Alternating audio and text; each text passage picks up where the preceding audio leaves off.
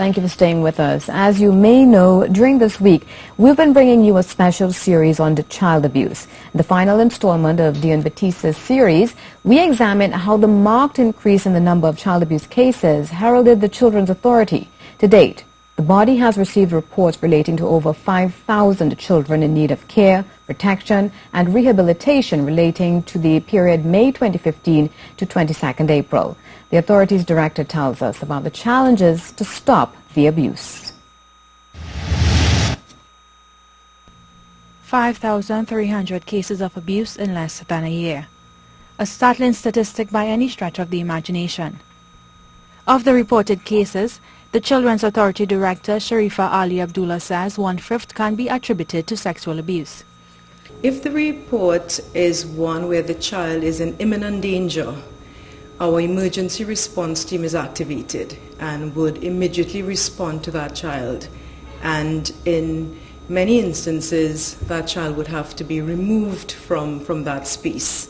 And in fact, over the last 11 months, we have removed about 120 children. Not all of them, of course, are attributable to sexual abuse, but more than half of them are. During the past 11 months, 120 children had to be removed from their homes. Mrs. Ali Abdullah says, regardless of the circumstances, securing the child's safety remains the authority's #1 priority. She said it is important to establish, though, that criminal investigations are handled by the police. And once the child has to be removed, we would apply for an appropriate order from the court so that our process is really in keeping with what the legal requirements are. It's very important because it's a multidisciplinary assessment. That assessment would be done by a medical doctor, psychologist, or social worker, and the end of that, the deliverable, is really a treatment plan. That treatment plan is tailored so that it really diagnoses the issues affecting this child and recommends treatment for the child. Following this assessment, the case is referred to the Child and Family Services Unit within the Children's Authority. Mrs. Ali Abdullah believes that programs should be put in place to ensure the holistic rehabilitation of traumatized children.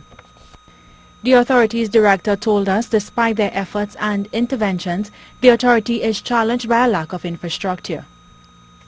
So whilst the authority does not have to establish and run a place of safety, we have to designate places of safety, but there are no places of safety or very few places of safety. In fact, children's homes can be designated as places of safety, but you must have the appropriate infrastructure, the perimeter fence, the kind of quality of care. Hospitals can sometimes be designated as places of safety, but the hospitals complain that we take up bed spaces.